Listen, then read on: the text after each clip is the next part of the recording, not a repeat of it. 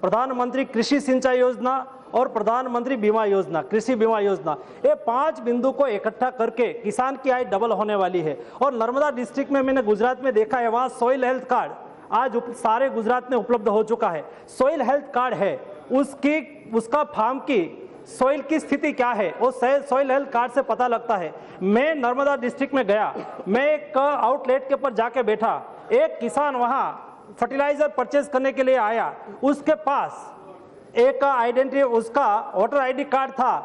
तो एक आउटलेट के संचालक ने उसको पूछा कि आपके पास सॉइल हेल्थ कार्ड है? तो उन्होंने जेब से सॉइल हेल्थ कार्ड निकाला और वो मांग रहे थे यूरिया। और जब यूरिया मांग रहे थे तो आउटलेट के ऊपर बैठे हुए व्यक्ति ने कहा कि आपकी सॉइल में रिक्वायरमेंट फर्टिलाइजर फॉस्फेट की है। तो उन्होंने कहा ठीक है। वो आपने कैसे पता लगा? कहा कि आपके सॉइल हेल्थ कार्ड में फर्टिलाइजर की आवश्यकता है वैसा बता रहे हैं, तो आप फर्टिलाइजर जो फॉस्फेटिक फर्टिलाइजर ले चलो। तो उन्होंने फॉस्फेटिक फर्टिलाइजर लिया, उससे जो फर्टिलाइजर किसान अपने खेत में डालते थे उसमें कौन सा फर्टिलाइजर डालना चाहिए, इसमें उसकी बचत भी होगी, उसके साथ उसकी सॉइल की हेल्थ भी अच्छी रहेगी, उसका क्रॉप भी बढ़ेगा और उसकी आय भी बढ़ेगी। इसलिए सॉइल हेल्थ कार्ड और डीबीटी को जोड़ते हुए किसान की इनकम में बढ़ोतरी होगी। V Elumalai. Thank you, madam. Short question, short answer तो ज़्यादा लोगों को। This is a very important matter, madam. Every day, village poor people are suffering. That's why I'm asking this question. The people in the villages are finding it extremely difficult to get Aadhaar cards from the children, as there is one Aadhaar center for each taluk. Confusion are mounting, as the detail in the Aadhaar card already issued have many errors. In this situation, I would like to know from the minister whether the government would come forward to establish more Aadhaar centers and make easy for issuing new Aadhaar cards, and also to correct the mistake found in already issued cards. Thank you. माननीय अध्यक्ष महोदया, ये विषय DBT के लिए है और किसान के लिए हम वोटर आईडी कार्ड भी चलेंगे, वहाँ पर केसीसी कार्ड भी चलेंगे और आधार कार्ड हो तो भी चलेंगे। तीनों में से कोई भी चीज़ लेके जाएंगे तो हम उसको फर्टिलाइजर दे देंगे। प्रेम सिंह चंदू मांजरा जी। चंदू मांजरा जी।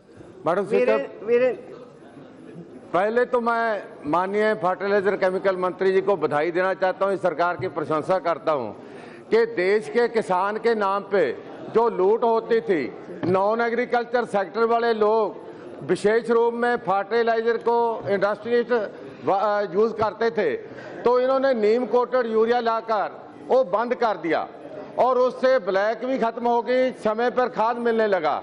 मगर मैं मैडम स्पीकर आपके माध्यम से माननीय मंत्री जी से जानना चाहूँगा जरूर कि क्या सरकार ने कोई ऐसा मैकेनिज्म, कोई पॉलिसी बनाई है जिन लोगों ने 60-65 वर्ष देश के किसान के नाम पे लूट की, अरबों खरबों रुपए कमाए, उन लोगों को किसी को जिम्मेदार ठहराएगी सरकार, उनसे पैसा वापस करेगी सरकार? और यदि मैडम स्पीकर मैं जिम्मेदारी से कह सकता हूँ अगर वो पैसा वापस आ जाए तो आज किसान कर्जा मुक्त हो सकता है। दूसरा मैडम एक बार जो चिल्लाते हैं मैं इनका नाम नहीं। प्रश्न पूछिए ना, एलिगेशन लगा के। बैठिए प्रश्न, व्हाट इज योर क्वेश्चन? आती है मैडम। सब हमारे फर्टिलाइजर का कारखाना नंगल डैम में बंद पड़ा है, वहाँ बिल्डिंग भी है, सब इंफ्रास्ट्रक्चर, क्या उसको सरकार चलाएगी? माननीय सदस्य जी ने जो प्रश्न पूछा है बहुत महत्वपूर्ण प्रश्न है। हम सब लोगों ने सहा है कि देश में किसानों को जब फर्टिलाइजर चाहिए था, अभी मई, जून, जुलाई, अगस्त में यूरिया फर्टिलाइजर की रिक्वायरमेंट किसानों को होती है। Because myself is farmer son also, तो मेरा प्रत्यक्ष अनुभव है जब हम फर्टिलाइजर यूरिया लेने के लिए जाते थे तो यूरिया फर्टिलाइजर इसलिए नहीं मिलता था, 712 रुपीज एवरेज सब्सिडी 50 kg पर बैग सरकार दे रही है और हर सालाना 305 से 10 लाख मेट्रिक टन यूरिया का कंजप्शन तभी भी होता था, आज भी हो रहा है। लेकिन तभी किसान को यूरिया इसलिए नहीं मिलता था, वो डाइवर्ट हो जाता था, केमिकल इंडस्ट्रीज में चला जाता था, इंडस्ट्रियल कॉमर्शियल यूज हो जाता था। हमारी सरकार ने नीम कोटिंग करने से डाइवर्जन रुका गया, इसलिए आज देश में कहा भी यूरिया की कमी नहीं है। आज सारे देश में सभी स्टेट में सरप्लस यूरिया है और ये जो पाप किसान के नाम से होता था, ये पाप ही है और इसलिए कुछ देश के किसानों को सहना पड़ा है। आज हमने देश के किसानों को समयसर यूरिया, आज की स्थिति में आज सारे देश में अच्छी बारिश हुई है मैडम, लेकिन भी सरप्लस यूरिया है और कोई भी आउटलेट पर जाके खड़े रहो, किसान को कालाबाजारी से यूरिया नहीं लेने पड़ रहे हैं, उसको सरकारी दाम में ही यूरिया आज की स्थिति में मिल रहे हैं। वीरेंद्र बैठिए, चंदू मांजरा जी ऐसे अध्यक्ष जी, शॉर्ट प्रश्न पूछिए। हाँ, भारत सरकार के प्रधानमंत्री के निर्देशन में जो केमिकल फर्टिलाइजर मिनिस्ट्री ने नीम कोटेड यूरिया का अन्वेषण करके जो देश में सप्लाई करने की व्यवस्था की है, ये किसान होने के नाते मैं कह सकता हूं कि इससे बड़ी किसानों की लाभकारी, मैं आता हूं सवाल, हो ही नहीं सकता है, क्योंकि एक तो तस्करी रुकी है यूरिया का, दूसरा नीम कोटेड यूरिया से कीटनाशक केमिकल का प्रयोग भी बंद हो गया है। ये अपने आप में देश के लिए बहुत लाभकारी है। अध्यक्ष जी, मैं आपके माध्यम से ये जानना चाहता हूं कि नीम कोटेड यूरिया की तरह गोबर कोटेड खाद जो ऑर्गेनिक खेती के बढ़ावा के लिए हो सकती है, हमारी सरकार इसकी योजना बना रही है। दूसरी बात, उसके साथ ही अध्यक्ष जी, हमारे खेत, हमारे किसानों, मैं अध्यक्ष जी बता, जो योजना डायरेक्ट बेनिफिट ट्रांसफर का है, उससे किसानों को सीधे लाभ हो रहा है। मैं किसान होने के नाते कह सकता हूं, पोटास उर्वरक का एक महत्वपूर्ण हिस्सा होता है।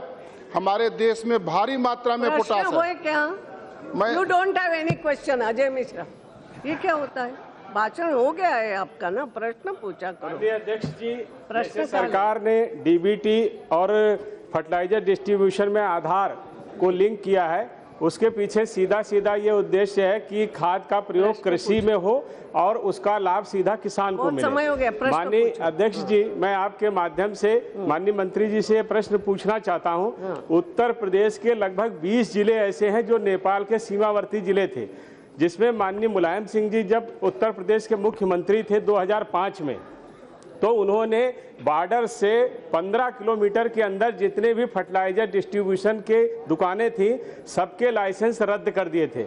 वो लाइसेंस 12 साल से अभी रद्द हैं। उस 15 किलोमीटर के एरिया में कोई खाद की दुकान का लाइसेंस नहीं दिया जाता है। मैं आपके माध्यम से माननीय मंत्री जी से जानना चाहता हूं, जब आधार लिंकिंग की सुविधा हो गई है, डीबीटी हो गया है, अब सीधे हम किसानों को ही खाद देने लगे हैं, तो ये प्रतिबंध समाप्त करके जो वो 15 किलोमीटर के लाइसेंस बंद कर दिए गए थे, क्या उनको जारी करने के लिए कोई आदेश देने की कृपा करेंगे?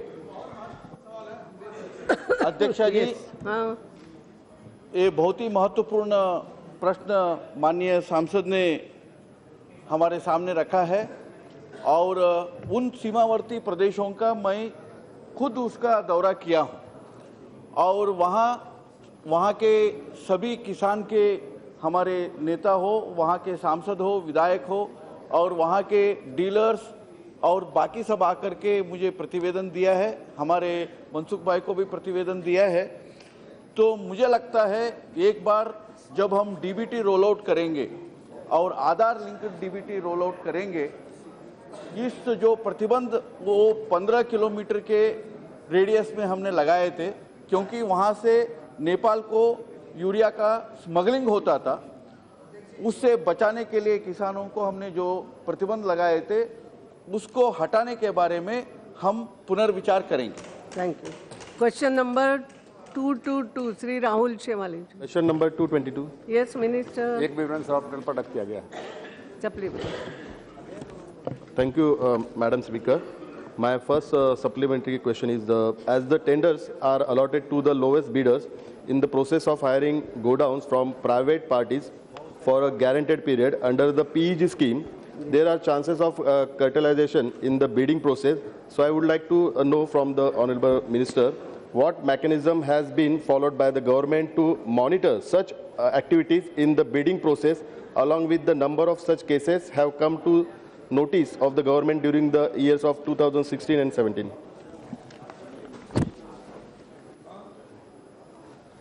माननीय अध्यक्ष महोदय, मैं आपके मार्फत सबसे पहले माननीय दोनों सदस्यों को बहुत अभिनंदन करूंगा कि उन्होंने एक टाइमली क्वेश्चन पूछा है, क्योंकि पैक के बारे में हर आदमी जानना चाहता। This scheme is a good scheme.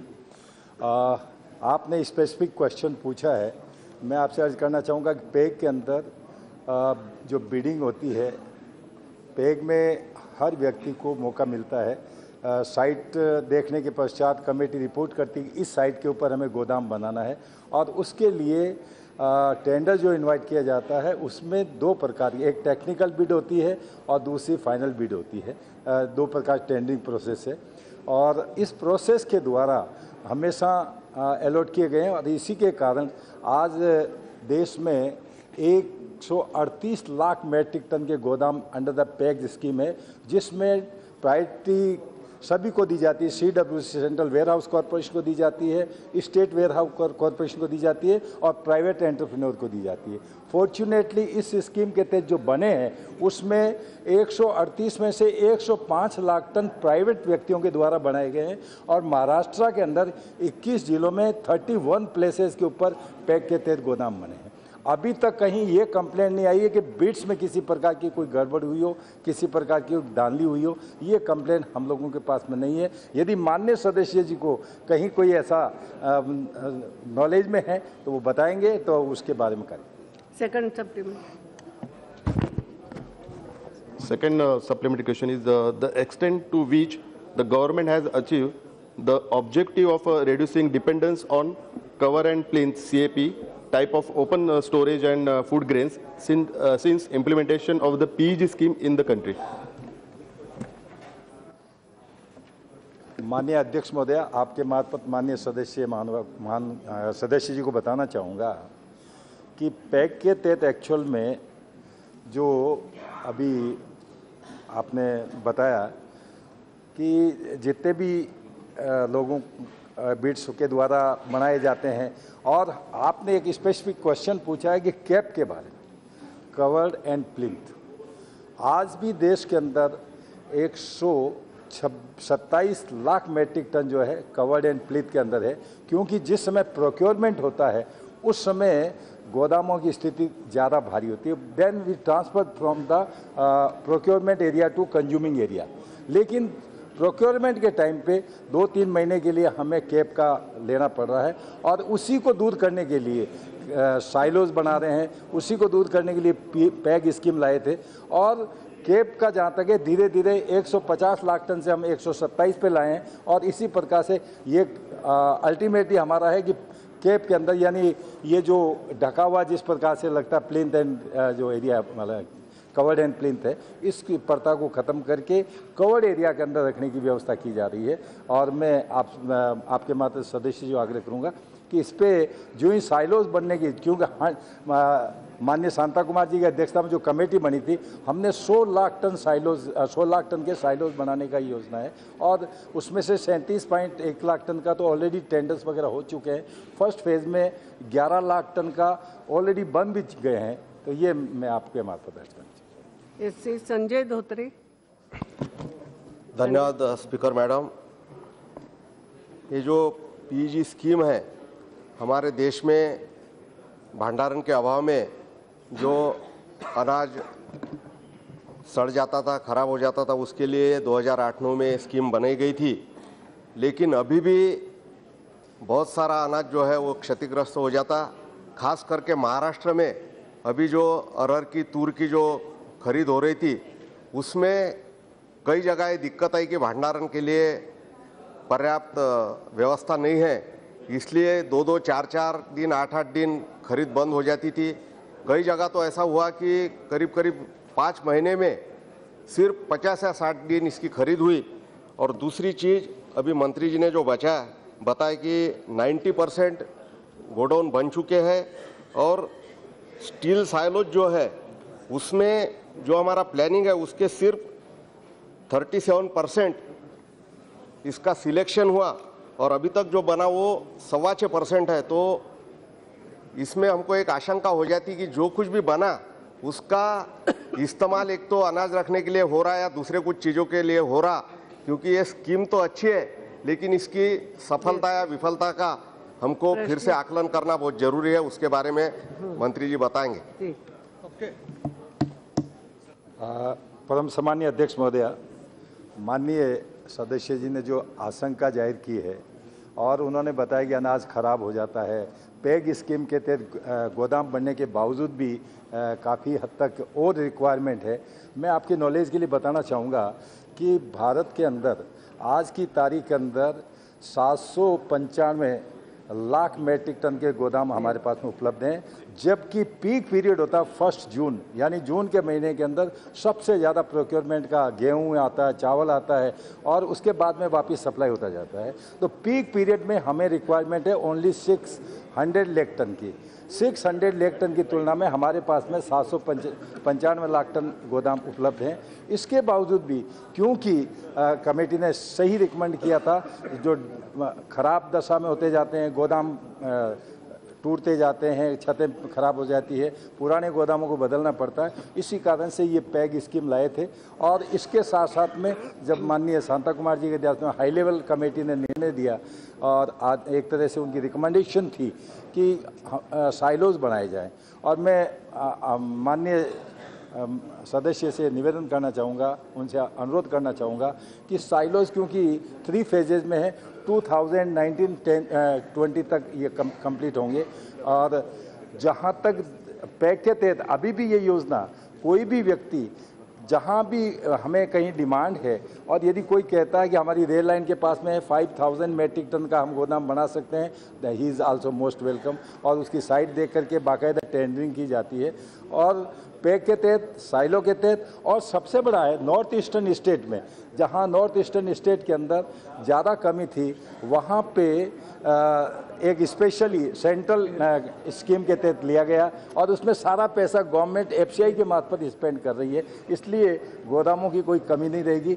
जहाँ तक अनाज जब आता है तो निश्चित रूप से मैंने पहले ही अर्ज किया था कि उस समय एकदम अनाज आता है। और अब की तूर का पहली बात दालों का जो है, फर्स्ट टाइम माननीय मोदी जी की निर्देशन के अंदर, माननीय मोदी जी के आदेश पे 20 लाख टन दालें खरीदी गई, 20,50,000 दालें, पहली बार बफर स्टॉक के रूप में। इसके बावजूद भी कहीं कोई थोड़े दिन के लिए मैं कह सकता हूं, लेकिन उन दालों को जहां आसपास के गोदाम थे वहां शिफ्ट किया गया, they are in the very safe condition. ये मैं अर्ज करना चाहूंगा। Adhir Ranjan, short question, short answer. Madam, I will seek an indulgence from you if my supplementary question deviates a little from the core issue of this question. ऐसा नहीं होता। Madam, minister साहब आपने बहुत सारे काम कर रहे हैं, साइलोज बना रहे हैं, पीईजी स्कीमें वगैरह वगैरह। India ranked 97 among 118 countries in the Global Hunger Index for 2016. About 20 crore people go to bed hungry and thousands of people die of hunger every day. Wastage of food is not less than a social delinquency. Please. The wastage of food entails loss of considerable amount of resources in the form of inputs used during production. For example, 25% of fresh water and nearly 300 million barrels of oils used to produce food for ultimately wasted. May I ask, Honorable Minister, whether do you feel that there is an urgent need to understand the complexity of the problem and then to devise a national level strategy to combat it so that surplus of food can be turned into an advantage instead of resulting in wastage? Hunger and food wastage are two sides of the same coin. Yes. The cycle of hunger cannot be broken without channelizing the wasted food to help the needy. So मैं आपसे पूछना चाहते हैं कि आप silos बना रहे हैं, सब कुछ कर रहे हैं, लेकिन 8 लाख लोगों की खाने की जो क्षमता है हमारा, वो हम सर रहे हैं, वो वेस्टेज होते हैं हिंदुस्तान में, जो हम नेशनल फूड सिक्योरिटी मिशन में दे सकते हैं। तो ऐसा कोई पॉलिसी बनाएं कि हमारा ये किसान जो हमारे लिए उत्पन्न करते हैं वो सर ना जाए और वो खासकर आम लोगों की सुविधा मुहैया कराने में काम के लिए आए। इसके लिए कोई नेशनल स्ट्रेटेजी आप बना रहे हैं या नहीं? अध्यक्ष जी, माननीय सदस्य का दो सवाल है। एक तो सवाल है हंगर के संबंध में, दूसरा है किसान के संबंध में। हमारी पॉलिसी है कि जो हम एमएसपी तय करते हैं और खास करके चावल और गेहूं के लिए जो भी किसान जितना भी बेचना चाहे एक एक दाना हम खरीदते हैं, इसलिए उसमें कोई क्या कहते हैं कि कोई प्रश्न नहीं है। दूसरा, जहाँ तक हंगर का सवाल है, यही एक ऐसा देश है पूरे दुनिया में कि जहाँ हम 81 करोड़ लोगों को 2 रुपये किलो गेहूं और 3 रुपये किलो चावल दे रहे हैं। एक minute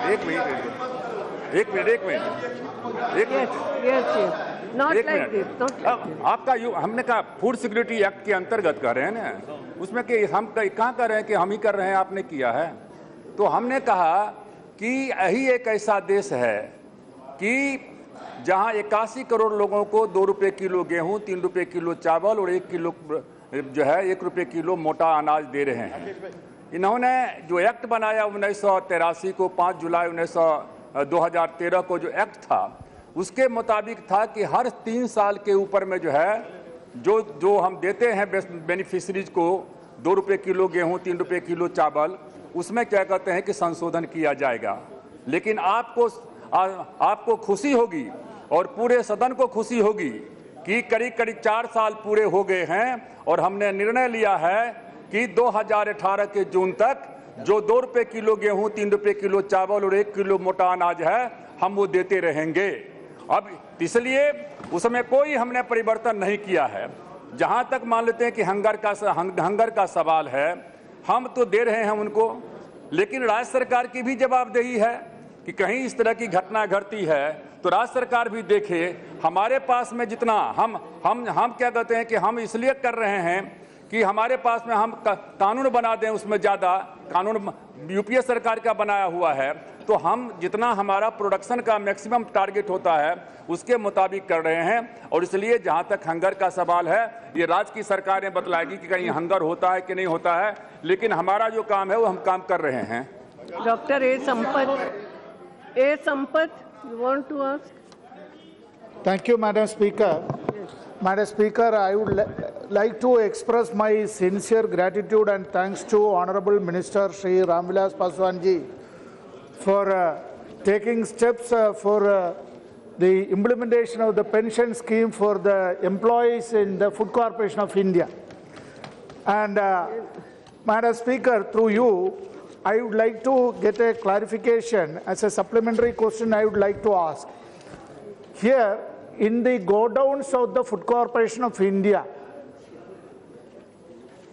lakhs and lakhs of poor mazdoor, laborers are working. Yes, madam, because it is regarding the godowns. The question is regarding the godowns. For the last so many years, quite a lot of laborers working as whether they are, some of them are permanent workers of FCI, some of them are under direct payment system, some of them are working under piece rate system, etc. Many of them have become very old. Question. Yes, madam. Only half a minute. Yes. Many of them have become very, very old.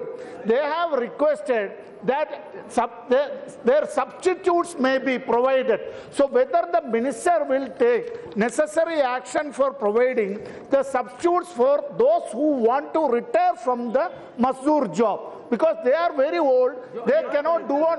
And that regarding the dying in harness also. Okay. Yes, not madam. Related if you want yes, to madam, answer. Because he is willing to answer, madam. अध्यक्ष जी, मुझे इस बात का खुशी है, गर्व भी है कि आज़ादी के बाद कोई भी सरकारी विभाग नहीं था जिस विभाग में पेंशन नहीं दिया जाता था, और पोस्ट रिटायरमेंट क्या कहते हैं मेडिकल फैसिलिटीज, सिर्फ एफसीआई ही एक ऐसा डिपार्टमेंट था, विभाग था एफसीआई, जिसमें ये सुविधा नहीं दी जाती थी। और हम प्रधानमंत्री जी को धन्यवाद देना चाहते हैं कि हमारी सरकार ने उन एफसीआई के मजदूरों के लिए पोस्ट रिटायरमेंट मेडिकल फैसिलिटीज और पेंशन देने का काम किया है। जहां तक लेबर का सवाल है, इसमें सुप्रीम कोर्ट का एक जजमेंट क्या कहते हैं कि आया, और वो जजमेंट मतलब कि हम उस पर सुप्रीम कोर्ट पर तो नहीं कुछ कह सकते हैं, उसमें कहा गया कि साहब कोई कोई मजदूर हैं जो 3 लाख 4 लाख रुपया प्रति माह क्या कहते हैं कमाते हैं, अपने बदले में एवजी मजदूर को भी क्या कहते हैं कि रख लेते हैं। इन सारी चीज़ों को देखते हुए हम लोगों ने जो निर्णय लेने जा रहे हैं उसमें हम लोगों ने दोनों चीज़ों को देखा है कि जो हमारे मजदूर हैं, अब उनका ये भी कहना है कि जो आउटसोर्सिंग है मजदूर को वहीं से मैक्सिमम मजदूर को लिया जाए, जिससे कि कम पैसा उसमें क्या कहते हैं कि लगे। जो आपने कहा है कि जो मजदूर मान लेते हैं कि चूंकि 3 तरह के मजदूर होते हैं, एक प्राइवेट वाले होते हैं, एक गवर्नमेंट वाले होते हैं, तो इसलिए जो आपने कहा है कि जो ये सरकारी गोदाम जो सरकारी कर्मचारी हैं उनके संबंध में जो आपने कहा है मजदूर के संबंध में, अभी हम इसको देखेंगे, अभी हम कोई आश्वासन नहीं दे सकते हैं। Yes, question number 223 Shri Hariman जी। प्रश्न संख्या 223। यस मिनिस्टर, पूछिए। अध्यक्ष महोदया, आदरणीय प्रधानमंत्री जी, कृषि एवं कल्याण मंत्री जी को मैं धन्यवाद देना चाहता हूं कि इनकी नेतृत्व में दूध उत्पाद का मामला भारतीय डेयरी 2 से 3 साल की काफ़ी विकास हुआ है। माननीय मंत्री जी मेरे प्रश्न का विस्तार से जवाब दिया है, मैं उनका धन्यवाद देना चाहता हूँ। माननीय महोदया, माननीय मंत्री जी ने से जानना चाहता हूँ, किसान की आय को दुगना करने के लिए दूध उत्पाद को बढ़ावा देने के लिए सरकार गुजरात राज्य की तरह पिछड़े राज्य जैसे बिहार, झारखंड अमूल डेयरी का बढ़ावा देना चाहती है।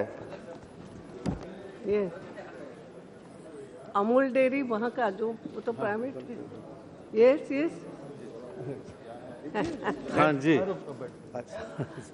ये सभी राज्यों में महासंघ है और उसके उत्पादन पर वो केंद्रित करते हैं। अमूल जैसे गुजरात का है, वैसे बिहार का सुधा है, कर्नाटक का नंदिनी है, राजस्थान का सरस है। तो इस प्रकार सभी राज्यों में, और अपने हम 2 योजनाओं के माध्यम से उनको सहायता देते हैं। एक तो सीधे राज्य को हम देते हैं और दूसरा योजना में NDDB के माध्यम से हम राज्यों को सहायता देते हैं। और पिछले 3 वर्षों के अंदर काफ़ी इसका सुदृढ़ीकरण हुआ है और उत्पादन में भी काफ़ी वृद्धि हुई। मैं दूसरा प्रश्न पूछना चाहता हूँ। माननीय महोदया, दूसरी प्रश्न है कि क्या सरकार देश में बेरोजगारी की समस्या का कम करने के लिए दूध उत्पादन को क्षेत्र में व्यापारी पैमाने पर युवाओं को इस रोजगार से जोड़ने के लिए सरकार द्वारा किसी योजना का लाभ बना रही है? क्यों? हमने 3 नई योजना प्रारंभ की सरकार आते। एक तो राष्ट्रीय गोकुल मिशन शुरू किया, फिर दूसरा हमने एक कामधेनु ब्रीडिंग सेंटर की स्थापना की है। लेकिन जहाँ तक युवाओं के रोजगार का सवाल है, इसमें बड़े पैमाने पर गांव में ध्यान में होगा 1970 में ऑपरेशन फ्लड चला था देश में, फिर उसके बाद वो 96 तक चला, फिर 2012 से डेयरी विकास योजना प्रारंभ हुई। तो इतने दिनों के अंदर जो प्लांट्स बने थे या गांव के अंदर जो संरचनाएं खड़ी थी, उसमें बहुत इंफ्रास्ट्रक्चर का हालत खराब होने से रोजगार के अवसर कम हुए थे। अभी बजट में प्रधानमंत्री जी ने डेयरी प्रसंस्करण एवं अवसंरचना विकास कोष की स्थापना की है। ये 10,000 करोड़ का होगा। इस वर्ष इसके लिए 2,000 करोड़ रुपये की राशि दी गई है और बड़े पैमाने पर गांव के अंदर प्रशीतन, अवसंरचना, इलेक्ट्रॉनिक अपमिश्रण परीक्षण किट, परियोजना प्रबंधन और टेक्नोलॉजी का विस्तार किया जाएगा और जो प्रोसेसिंग इकाइयां हैं उनको मजबूत बनाया जाएगा, आधुनिकीकरण किया जाएगा और वैल्यू एडिशन हो उत्पादों का, इसकी भी योजना, ताकि रोजगार के अवसर इसमें सृजित हो, ये चलाई जा रही है। Shri R Dhruva Narayan ji. Madam, my question regarding training for milk producers.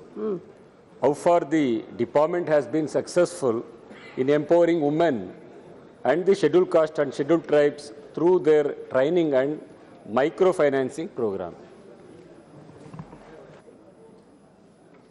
ये हमने जो उत्तर ले किया है उसमें हमने इसकी विस्तार से चर्चा की है, लेकिन मैं बताना चाहूँगा कि एनपीडीडी योजना के तहत 9 लाख लोगों को ट्रेनिंग दी गई है, जिसमें अनुसूचित जाति और जनजाति के अलावे महिलाएं भी हैं। और इसी तरह से जो दूसरा एनडीडीबी के माध्यम से 11 लाख है ऐसे लोगों को, किसानों को ट्रेनिंग दी गई है। तो कुल मिलाजुलाकर दोनों योजनाओं के तहत लगभग 20 लाख लोगों को ट्रेनिंग दी गई। Doctor Ratna day. Much, Madam, for giving me the opportunity to ask a supplementary question. Madam, through you, I would like to ask the Honorable Minister, what efforts are being made to bring in art of technology in the realm of processing, storage? You can, little bit here. She can herself. खंबा बीच में आ रहा है, थोड़े से इधर। Sir, I would like to ask the Honorable Minister, through you, what major efforts are being made to bring in art of technology in the realm of processing, storage and distribution of milk and milk products, and if yes, how it has impacted the dairy sector? Thank you, Madam. महोदय, मैंने शुरू में ही चर्चा की कि सरकार बनते राष्ट्रीय गोकुल मिशन के माध्यम से 25 राज्यों के 32 परियोजनाओं को हमने मंजूरी दी, ताकि उसके तहत नीचे में इकाइयां स्थापित हो और दूध की उत्पादकता भी बढ़े। लेकिन इसके अलावा ये जो एक हमारी योजना है एनपीडीडी, इसके तहत 15-16 में राज्यों को लगभग 74 करोड़ की राशि दी गई, जो 16-17 में बढ़ाकर 120 करोड़ कर दी गई। और इसके कारण जो हमारे संरचना है, प्रोसेसिंग होता है, भंडारण, वो प्रोसेसिंग डेयरी प्लांट जो होता है उसी के अंदर भंडारण भी होता है और प्रोसेसिंग भी होता है। तो ये इसका परिणाम ये हुआ है कि आप देखेंगे कि पूरे विश्व में जो उत्पादन है हम 1 नंबर पर हैं, और दूध का उत्पादन इस 3 वर्ष के अंदर पिछले 3 वर्षों के उत्पादन की तुलना में 20% की वृद्धि हुई है। जो प्रति व्यक्ति उपलब्धता है, जो 13-14 में 307 ग्राम था, वो बढ़ के अब 351 ग्राम हो गया है, और विश्व में जो प्रति व्यक्ति उपलब्धता है वो लगभग 400 ग्राम है। तो ये स्टोरेज, वितरण और दूध का देश में जितना भी उत्पादन होता है उसमें 50% तो स्वयं उत्पादक उसका उपयोग करते हैं, 20% गांव से जो लोकल बाजार है वहां ले जाते हैं, बाकी 30% जो दूध है उसमें लगभग 13-14% जो प्राइवेट या कोऑपरेटिव सेक्टर में जो प्लांट बैठा है, जो प्रोसेसिंग प्लांट है। लेकिन 16% दूध जो है वो राज्य संघों के माध्यम से खरीदा जाता है, और हमारी जो राज्यों को हम सीधे सहायता भी देते हैं, और एनडीडीबी के माध्यम से भी नई टेक्नोलॉजी उनको मिले तो उनके माध्यम से भी देते हैं, और ये क्षमता बढ़ी है। और जो नई व्यवस्था इस बार किया गया, जिसकी पहले हमने रचना की कि चूंकि 1970 से योजना चली, तो इंफ्रास्ट्रक्चर प्रोसेसिंग प्लांट्स का आधुनिकीकरण हो, इसके लिए 10,000 करोड़ का अभी 3 वर्षों के अंदर, जिसमें 2,000 करोड़ रुपया इस साल के लिए आवंटित किया गया। धन्यवाद। लक्ष्मी नारायण यादव जी। धन्यवाद अध्यक्ष महोदया, मुझे प्रश्न पूछने के लिए अवसर दिया। अध्यक्ष महोदया, ये जो उत्तर माननीय मंत्री जी ने दिया है, इसके दूसरे पैराग्राफ में इन्होंने कहा है कि ये 25% जो सब्सिडी है वो देते हैं जनरल कैटेगरी को, और 33.33% देते हैं SC/ST को। इसमें आप माननीय मंत्री जी का ध्यान इस ओर लाना चाहता हूँ, उनका कोई मेंशन OBC की तरफ नहीं है। मैं आपको, क्योंकि आज सबसे ज़्यादा दूध का काम में OBC के ही लोग लगे हुए हैं, और तो क्यों नहीं माननीय मंत्री जी SC/ST के साथ OBC को भी जोड़ देते हैं। मुख्य रूप से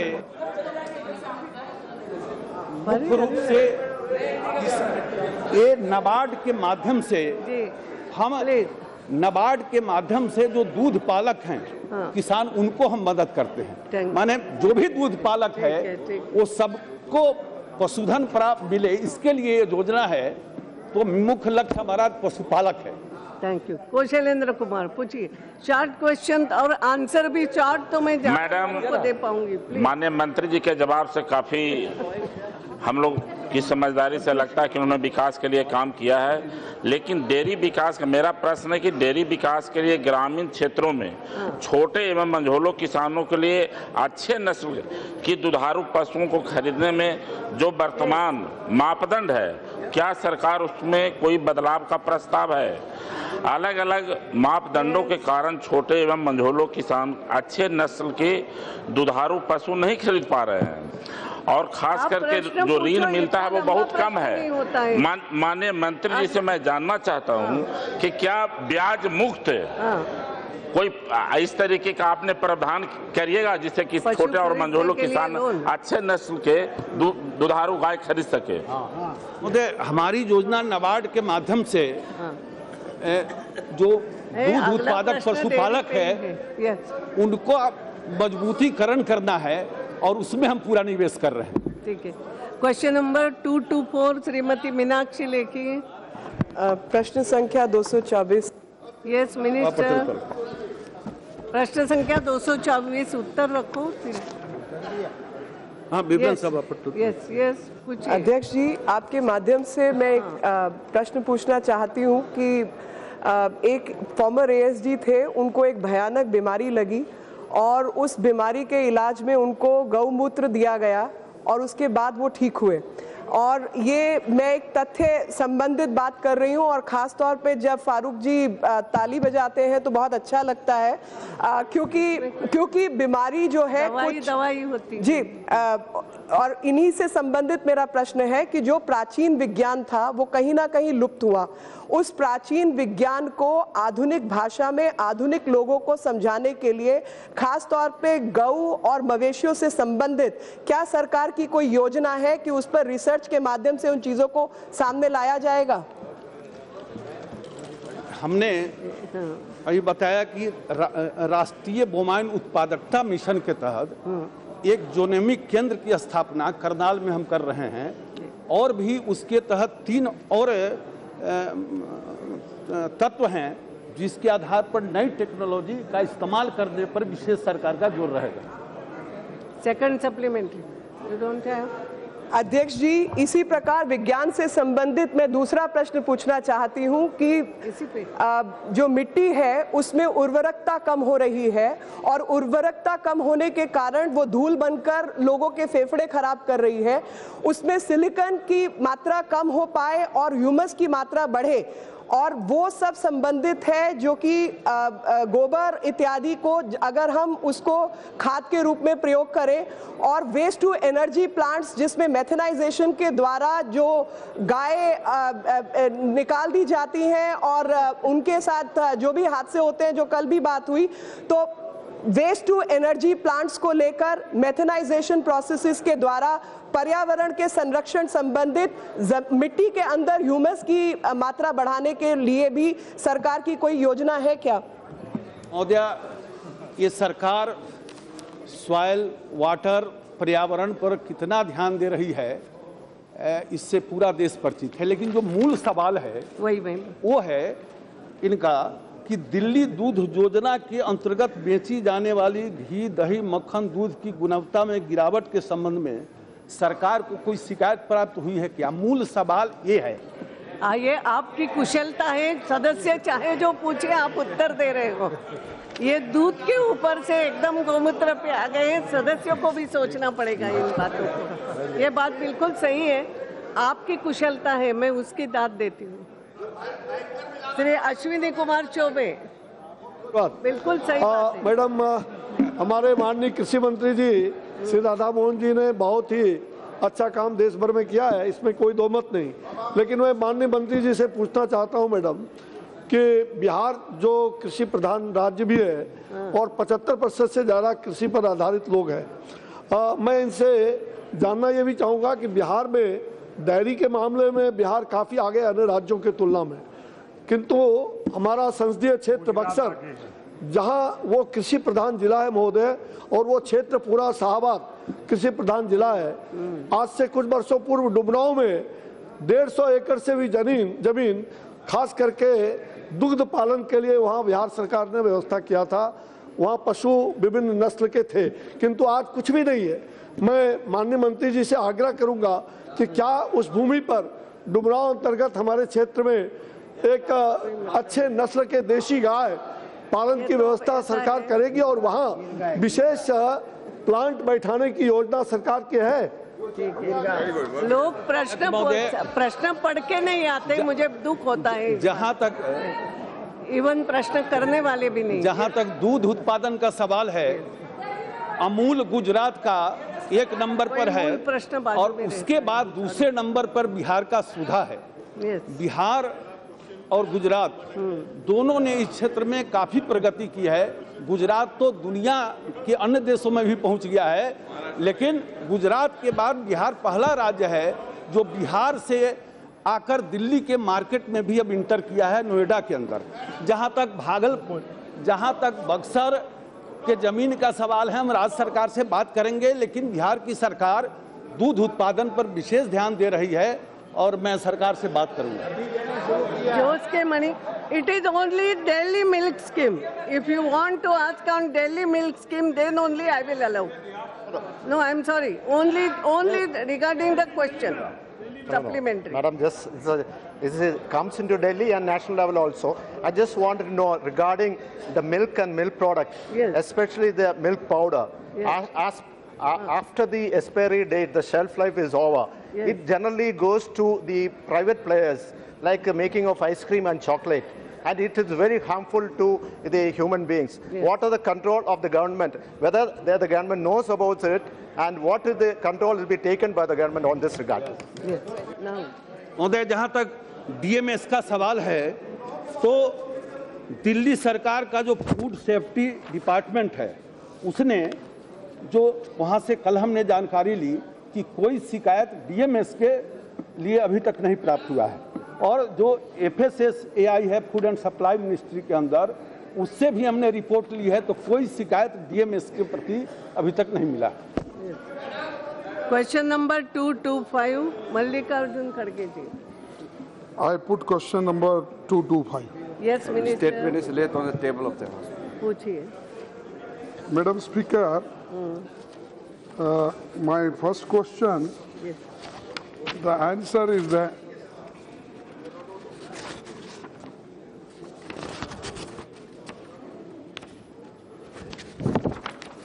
उन्होंने ये कहा है, illegal immigrants are those who enter into the country without valid travel documents in clandestine and surreptitious manner.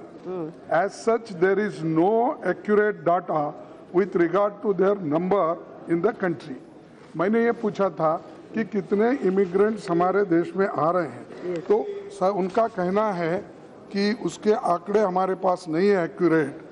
तो क्या सरकार, यानी उन्होंने ये कहा है the accurate datas are not available, तो मैं ये पूछना चाहता हूँ, what is the government plan to handle the large migration of these migrants from outside, from various neighboring countries? Yes. Whether government is taking any steps to collect the accurate data, or whether the respective states governments will be instructed to find out all these plans. Yes.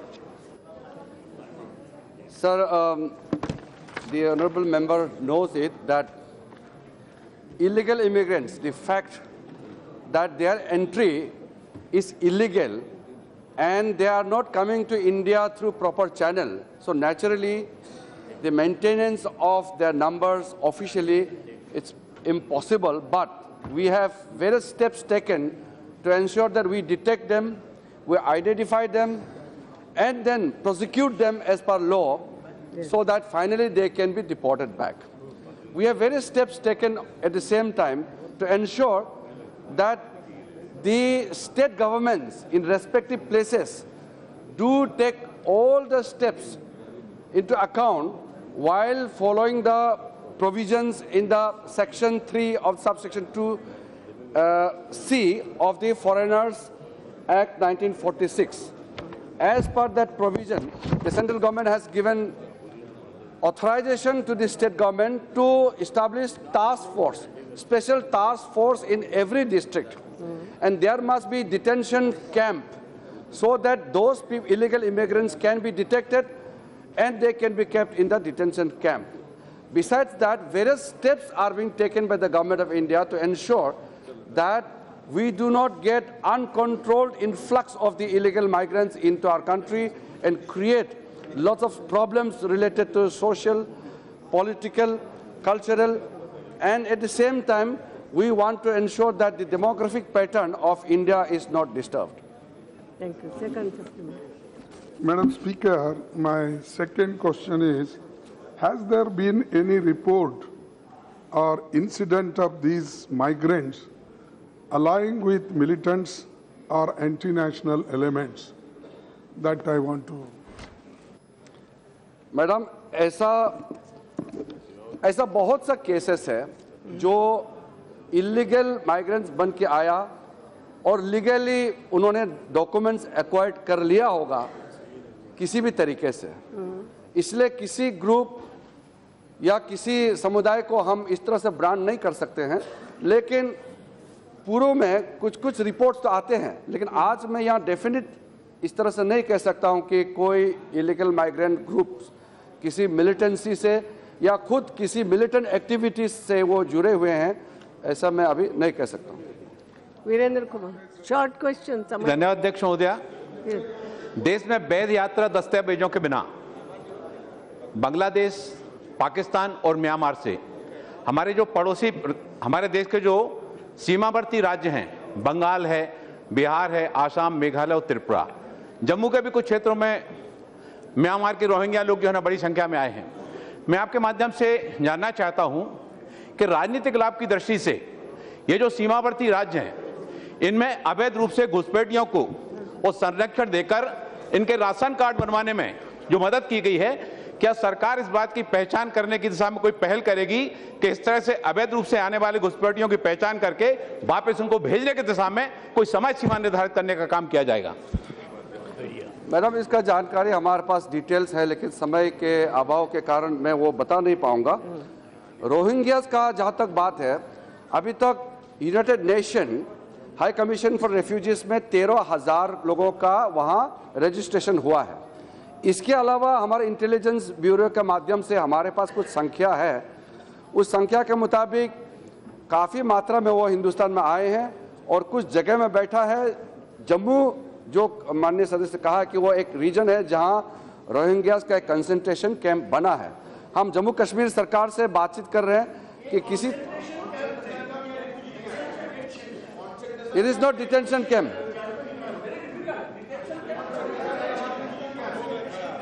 it's okay. If you can relate to what is concentration camp of the Germany, I'm not referring to that. The population of Rohingyas has concentrated. We have not created. We need not be confused about that. Government of India has not created concentration camp. They have made themselves concentrated. Please try to understand, madam. Madam ये confusion में आप ये कोई detention camp नहीं है madam, ये अपने आप कंफ्यूज हो रहे हैं। हम डिटेंशन कैंप या कंसंट्रेशन कैंप हम नहीं बना रहे, वो अपने आप जाके कंसंट्रेट करके बैठे हैं, वो मैं बता रहा हूँ, हम नहीं बना रहे हैं। Question hour is over. Honorable members, I have received notices of adjournment motion from some members on different issues. The matter, though important, do not warrant interruption of business of the day. I have therefore disallowed all the notices of adjournment motion. Papers to be laid on the table. Shri Ramvilas Paswan ji. महोदया, मैं आज की कार्यसूची में क्रम संख्या 2 पर अपने नाम के आगे उल्लिखित पत्र सभा लोकसभा पत्र पर रखता हूँ। Item number 3, Dr. Harshvardhan. Madam, with your kind permission, I rise to lay on the table of the House the papers mentioned against my name at serial number 3 of today's revised list of business. Item number 4, Sri Hansaraj Ahir. माननीय अध्यक्ष जी, मैं अपने नाम से सन्मुख आज के पुनरीक्षित कार्यसूची क्रम संख्या 4 में उल्लिखित पत्रों की एक एक प्रति सभा पटल पर रखना चाहता हूँ। Item number 5, Sri Purushottam Rupala ji. मैं आज की लोकसभा की पुनरीक्षित कार्यसूची में क्रम संख्या 5 पर अपने नाम के सम्मुख अंकित प्रपत्र क्रमशः हिंदी एवं अंग्रेजी में सभा पटल पर रखने की अनुमति चाहता हूँ। Item number 6, Sri Kiran Hansaraj Ahir. अध्यक्ष महोदय, मैं अपने सहयोगी श्री किरण रिजिजू की ओर से उनके नाम के सन्मुख आज के पुनरीक्षित कार्यसूची की क्रम संख्या 6 में उल्लेखित पत्रों की एक एक प्रति सभा पटल पर रखने की अनुमति चाहता हूँ। Item number 7, Sri Vijay Sapla ji. माननीय अध्यक्ष जी, आज की कार्यसूची क्रम संख्या 7 पर मेरे नाम के समक्ष दस्तावेज सभा पटल पर रखता हूँ। Item number 8, Sri C.R. Chaudhary. Honorable Speaker, ma'am, I beg to lay on the table of the House the paper listed against my name at serial number 8 of today's list of business. Thank you, ma'am. Reports of committee, Dr. Ramesh Pokhriyal ji.